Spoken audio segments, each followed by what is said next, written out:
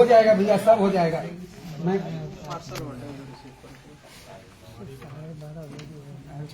चलिए मैं आता हूं। 30 अक्टूबर को BRDS के मुख्य परिचालन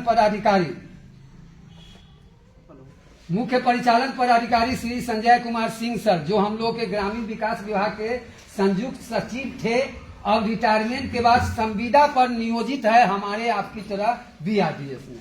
ऐसे मैं बता दूं कि वहां BRDS में केवल एक Sanjay Kumar IAS CEO chief executive officer मुख्य कार्यपालक पदाधिकारी केवल अस्थायी हैं। बाकी जितने आप पद देखते हैं सभी कॉन्ट्रैक्ट के हैं हमारे आपकी तरह, चाहे वो IT डायरेक्टर सरोज सर हो या अन्य जो भी जितने भी नाम हैं सब उसी श्रेणी में आते हैं। उनसे बातचीत हुई, बातचीत का सारांश भी मैंने कई बैठकों में बोला है। आप में से कई साथी उस सारांश को जानते हैं, मैं चंद शब्दों में पुनः दोहराना चाहूंगा। संजय कुमार सिंह सर से जो वार्तालाप हुई उसमें हम लोगों ने कहा कि सर हम लोग का मानदेय गत 5 वर्षों में पुनरीक्षित नहीं हो पाया है, बढ़ नहीं पाया है, कृपया ध्यान दिया जाए। तो उन्होंने एक शब्द में कहा कि इस पर पूरा ध्यान है हमारा, हम लोग उस दिशा में अग्रसर हैं, कार्रवाई कर रहे हैं।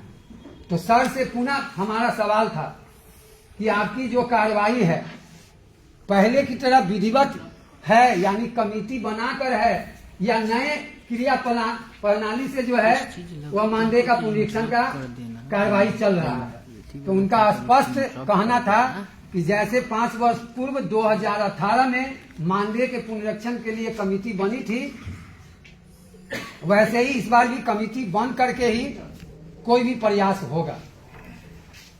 फिर हम लोगों ने उनसे एक और सवाल पूछा कि सर क्या आशा रखे, कब तक हम लोग का मानदेय का पुनरीक्षण का कार्य को अंतिम रूप दे दिया जाएगा। तो उनका स्पष्ट रूप से कहना था नए वर्ष में नए मानदेय के साथ अब तक भुगतान होगा, इतना आप आश्वस्त रहिए। यानी कि जनवरी 2024 से जो मानदेय भुगतान होगा वह नया मानदेय होगा, बढ़ा हुआ मानदेय होगा, पुनरीक्षित मानदेय होगा। फिर आगे आइए हम लोग चलते हैं। हम लोग अपने कारवां को यहीं तक नहीं रोके, फिर 30 अक्टूबर को हम लोग सीतामढ़ी के लिए प्रस्थान कर गए। मतलब हम सीतामढ़ी से बाकी जो जिस जिले से थे, सुरेंद्र भाई मुजफ्फरपुर या विकास चंद्र भाई नवनीत भाई मुजफ्फरपुर या समस्तीपुर, जो भी साथी जहां से आए थे, मधुबनी से या चंपारण से, सभी साथी अपने अपने जिला में प्रस्थान कर गए। पुनः 3, 4 और 5 नवंबर का कार्यक्रम पटना में निर्धारित हुआ। 3 तारीख को तो हम लोगों ने प्रयास किया, पुनः 4 नवंबर को मंत्री जी के आवास पर हम लोग की बहुत ही सौहार्दपूर्ण वार्ता हुई।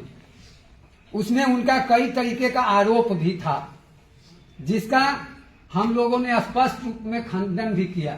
जैसे विधानसभा में आवास कर्मियों के कार्यशैली पर प्रश्न उठता रहा है, उसके लिए मैंने एकमात्र जवाब दिया कि उसके जिम्मेदार स्थानीय जनप्रतिनिधि है, आवास कर्मी नहीं।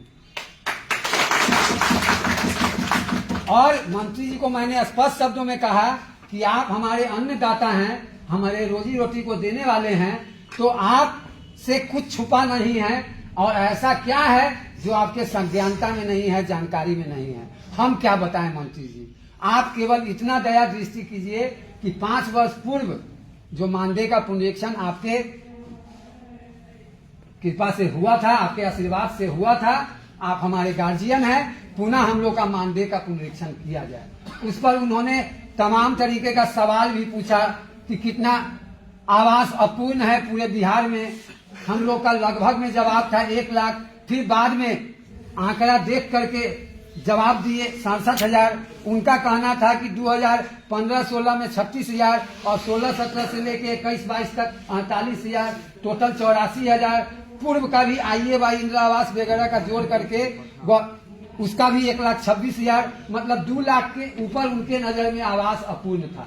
मैंने कहा सर यह गलत आंकड़ा है, सही आंकड़ा रखा जाए। सही आंकड़ा मात्र 67,000 ही आवास अपूर्ण है, और प्रतिशत में देखा जाए तो 98.5% यानी लगभग 99% हम लोग आवास पूर्ण करा चुके हैं और यह 100 के करीब माना जाएगा। अब क्या चाहते हैं? हम लोगों ने तो 3 बार केंद्र सरकार से पुरस्कार भी दिलवाने का कार्य किया है अपने कार्य के बल पर। तो मंत्री जी का जवाब था, चूंकि वो मंत्री जी हैं, राजनीतिक लोग हैं, हम लोग असली नेता नहीं हैं, वो असली नेता हैं, राजनीतिक पार्टी के नेता है। हम लोग में तो झूठ मूठ का सब नेता बनता है, उसको नेता नहीं कहते हैं, नेता उनको कहते हैं। तो जुबान पर ही जवाब रहता था उनके। तुरंत वो बोले कि जब किए पुरस्कार दिलवाए हैं तो माननीय मुख्यमंत्री बिहार श्री नीतीश कुमार जी के उपस्थिति में ग्रामीण विकास विभाग के प्रधानमंत्री आवास योजना के अंतर्गत कार्यरत ग्रामीण आवास कर्मियों का 3 महीने के अंदर एक निश्चित समय सीमा के भीतर आवास निर्माण पर प्रोत्साहन राशि की घोषणा भी तो किए, मंत्री जी का कहना था। तो तपाक से मेरा जवाब था कि सर एक चवन्नी तक उस मद में देखने को आज तक नहीं मिला।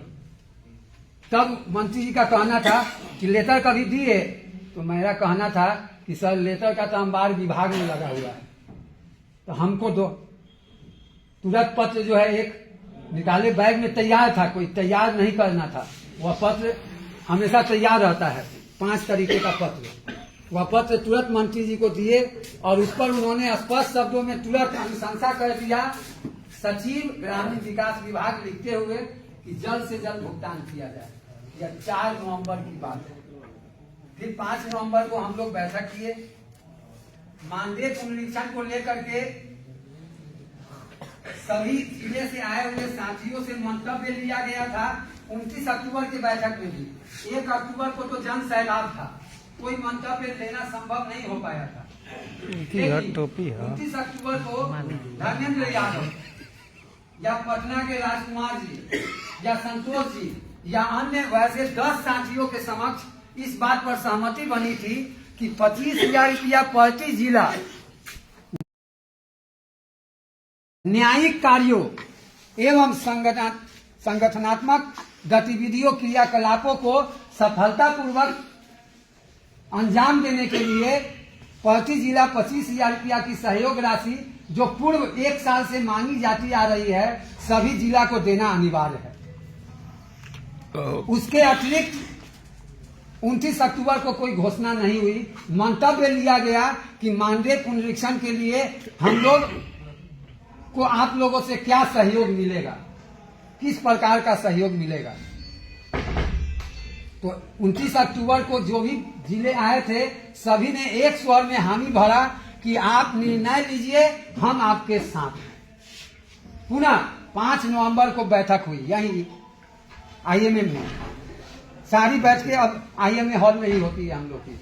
नीचे ऊपर कहीं भी बड़ा सा उनका बिल्डिंग है, कई हॉल है, किसी न किसी हॉल में हम लोग जो जगह खाली जाता है पहले ही बुकिंग कर लेते हैं। 5 नवंबर के बैठक में भी जितने जिले आए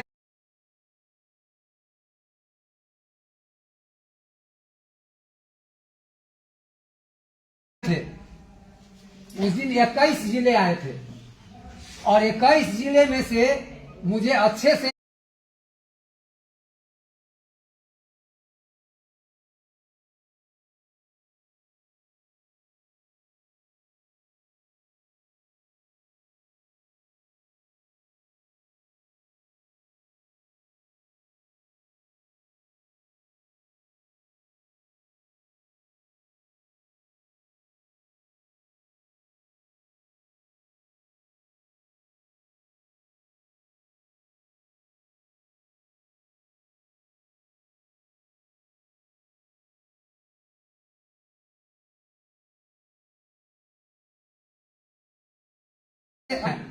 से अवगत कराएंगे और क्रियाकलापों से अवगत करा करके अपने साथियों का मंतव्य और सहयोग का एक आकलन करने के बाद ही बता पाएंगे। और 3 जिले तो जा ही चुके थे। उससे पहले 29 अक्टूबर की बैठक में 22 जिले थे, जो 22 जिले ने पूर्णतः सहमति अपना दिया था। फिर उसके बाद 5 नवंबर के बाद फिर 24, 25, 26 नवंबर को 24 नवंबर को बड़ा सौभाग्य वाला दिन रहा कि अब विभाग के एक बचे हुए सुप्रीमो सचिव महोदय श्री एम श्रवण कुमार जी से भी हमारी भेंटवार्ता हुई। मैं पत्र लेकर के गया उनके कमरे में, उनके हाथ में जैसे ही मैंने पत्र दिया, कहना शुरू कर दिया कि सर आपके अधीन, ग्रामीण विकास विभाग मैंने नहीं बोला क्योंकि ग्रामीण विकास विभाग के सर्वे सर्वा गार्जियन के सामने मैं बोल रहा था, तो मैंने उनकी श्रेष्ठता को प्रस्तुत करने के लिए कहा कि सर आपके अधीन प्रधानमंत्री आवास योजना के अंतर्गत कार्यरत ग्रामीण आवास सहायक, ग्रामीण आवास पर्यवेक्षक एवं प्रखंड लेखापाल का मानदेय का पुनरीक्षण गत 5 वर्षों में पुनः नहीं हो पाया है। तो उनका जवाब था कि क्या नहीं हो पाया है, तो मैंने स्पष्ट रूप से पुनः कहा कि सर ग्रामीण आवास सहायक, पर्यवेक्षक एवं प्रखंड लेखापाल के मानदेय का पुनरीक्षण 5 वर्षों में दोबारा नहीं हुआ है सर। 2018 में बस एक बार हम लोग का मानदेय वृद्धि हुआ था, उसके बाद नहीं हो पाया है और 5 वर्षों में महंगाई कई गुना बढ़ गई है और हम लोग के लिए अलग से कोई दुकान नहीं है। तब सचिव सर का पूछना था बस एक शब्द, आप कौन? तो मैंने केवल अपना नाम बताया कि सर मैं दिलीप कुमार सर्राफ। बाकी चीज वह खुद समझ गए। उनके हाथ में पत्र था, उस पत्र पर मेरा हस्ताक्षर और पदनाम था प्रदेश अध्यक्ष का, या पर्ची बाहर से देने की प्रक्रिया है किसी भी साहब से, पदाधिकारी से मिलने का कि आप कौन है, अपना नाम, पदनाम, कहाँ से आए हैं लिख के दीजिए, तब पर्ची जाता है अंदर और अंदर से अनुमति होता है, तब बाहर से दरबान जाने देता है। तो वह पर्ची भी ऊपर है, तब बहुत ही सौहार्दपूर्ण तरीके से वह बात करने लगे। सचिव महोदय, अच्छा आप लोग आवास कर्मी की ओर से आए हैं, अरे आप लोग के बारे में तो हम लोग बहुत काम कर चुके हैं, थोड़ा सा काम बाकी है। अब आप मांग पत्र दिए हैं, अभी आपके सामने हम इसको फॉरवर्डिंग करते हैं, आपका काम और तेजी से होगा। मेरे समक्ष मानदेय पुनरीक्षण का जो पत्र सगासा बिहार की ओर से, जो मैं 30 अक्टूबर से रखा हुआ था उनको देने के लिए, उस दिन 4 नवंबर को भी मंत्री जी को दिया था, तो वही 30 अक्टूबर वाला पत्र दिया था। इनको भी 24 नवंबर को दिया, तो वही 30 अक्टूबर वाला ही पत्र दिया, वही पत्रांक दिनांक। जबकि उससे आगे जब भी मैं विभाग गया, नया पत्रांक दिनांक के साथ विभाग में पत्र रिसीव करवाया, लेकिन हस्तगत जो है पुराना पत्र ही करवाया, जानबूझ करके कि उनका बैक डेट से ही गिनती हो हमारे, यह सोचकर।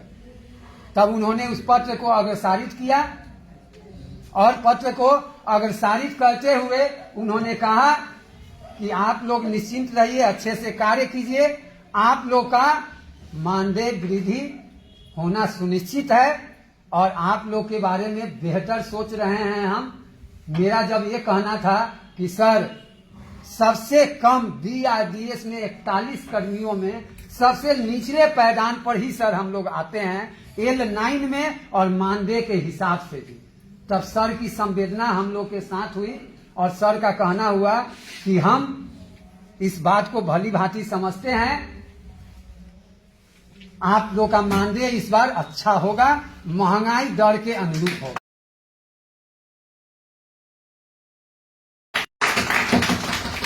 लेकिन इस बीच में कभी धर्मेंद्र यादव जी, कभी नागेंद्र सिंह गब्बर जी, कभी अभय सिंह जी, कभी प्रेम जी, कभी उत्तम राज जी, कभी रणवीर गहलोत जी, कभी कोई जी, जितना जी का नाम हम लिए हैं, नाम लेने के लायक लोग नहीं हैं। अंजलि जी, नाम लेकर के हमको लग रहा है अपना जुबान हम गंदा कर लिए, कैसे व्यक्ति का नाम ले लिए। उन लोगों का काम है केवल विभाग में एक संपर्क, चाहे जो भी समीकरण हो, समीकरण कई ढंग का होता है, आप सभी बुद्धिजीवी हैं, जातीय समीकरण भी होता है, स्थानीय समीकरण भी होता है, अरे भैया हम जे जिला के तू भी उहे जिला के, इहो एगो समीकरण होता है। बहुत लोग जातीयता मिलान भी करते हैं, जातीय समीकरण भी होता है या अन्य समीकरण भी होता है। जिसको कहना उचित नहीं है। किसी भी समीकरण से उन लोग सूचना उड़ाल करके और उस सूचना को इस तरीके से बिया बो दिए पूरे बिहार में कि हम लोग का मानदेय पुनरीक्षण का जो कार्य गतिशील था उसमें बाधा उत्पन्न हो गई, वह कार्य सुस्त पड़ गया, मंद पड़ गया। क्योंकि भैया हमारी आपकी 60 साल की नियमित संविदा की नौकरी है तो इतनी प्यारी है, और जो यूपीएससी बीपीएससी करके आईएएस और बीपीएस अधिकारी बन के बैठे हैं, सोचिए उनको अपनी नौकरी कितनी प्यारी होगी। उनसे भी सवाल पूछने वाला सरकार में लोग हैं कि यह आंकड़ा कैसे लीक हो रहा है। काम कर रही है कमेटी, लेकिन आंकड़ा कैसे लीक हो रहा है? तो आंकड़ा ऐसे ही आवास कर्मियों का बेड़ा गर्क करने वाले, आवास कर्मियों के भविष्य के साथ खिलवाड़ करने वाले धर्मेंद्र यादव, रणबीर गहलोत या प्रेम कुमार सारा,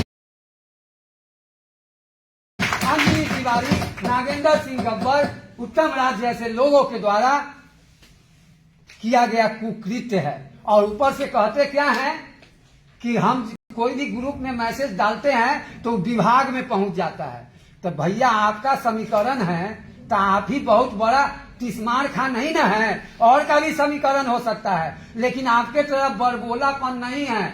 वह जो सुनता है समझता है, अपने अंदर बड़ी धैर्य से समाहित कर लेता है, क्योंकि वह गोपनीय चीज है और गोपनीय चीज सार्वजनिक नहीं किया जाता है। इस बात की बुद्धिजीविता उनके पास है, आपके पास नहीं। आप सरासर मूर्ख है, यह साबित होता है। इससे सिद्ध होता है कि आप मन बढ़ू हैं, आप मनमानेपन के आधार पर संगठन को चलाना चाहते हैं और अपनी उंगलियों पर सगासा बिहार को और आवास कर्मियों को नचाना चाहते हैं और झूठा आश्वासन दे करके लोगों को बरगलाकर उनके भविष्य को अंधकारमय करना चाहते हैं। मैं तो स्पष्ट तौर पर खुले मन से लाइव के माध्यम से कह रहा हूं। और कहां है आज वैसे लोग? क्यों नहीं हिम्मत हुई उनकी? सगासा बिहार का बैठक सीना ठोक कर होता है, ताल ठोक कर दिलीप सराफ का नाम आता है। क्यों नहीं दिलीप सराफ के सामने व्हाट्सएप पर लिखने वाला दिलीप सराफ के बारे में लिखता है कि दिलीप सराफ लुटेरा है, दिलीप सराफ चोर है। तो दिलीप सराफ अगर चोर और लुटेरा है तो आके साबित करो, न तो जा करके जिस बिल में घुसना है घुस जाओ, नहीं तो दिलीप सराफ उस बिल को खोज के घुसा देगा तुमको। दिलीप सराफ मौज है, नहीं तो जैसे बिल में डूबके हुए थे वैसे ही रहो। अनर्थ हो गया। कभी आवास सहायक का मानदेय 24,000 इतना रुपया हो रहा है, कभी 33,000 इतना रुपया हो रहा है। अभी कमेटी के लोगों के पास से विभागीय सचिव महोदय के पास बात नहीं गया, माननीय मंत्री महोदय के पास बात नहीं गया, और आप व्हाट्सएप पर बिया की तरह छीट दिए। क्या इस बात से विभाग आहत नहीं हुआ? हमारे मंत्री जी सचिव महोदय आहत नहीं हुए कि यह कैसा कमेटी है जो अपनी गोपनीयता नहीं रख पा रहा है? जिस कारण से अब क्या क्या हुआ सो सुनिए। जो दुर्गति आवास कर्मी की होनी थी वह तो हो गई। पहला घाटा बंद कर दे ना, अभी रहने दिया जाए। पहला घाटा पूर्व में वर्ष 2018 में, याद कीजिए 8 नवंबर 2018 को हम लोग के मानदेय वृद्धि का पत्र निर्गत हुआ था विभाग से, और मानदेय वृद्धि लागू हुआ था 1/1/18 से। 10 महीना 8 दिन का एरियर सगासा बिहार ने लड़ कर लिया था। भले उसका भुगतान 1 मार्च 2019 से हुआ तो 14 महीने का एरियर मिला, प्लस वेटेज मिला। वेटेज क्या? तो जिनकी 3 वर्ष की सेवा हो गई थी,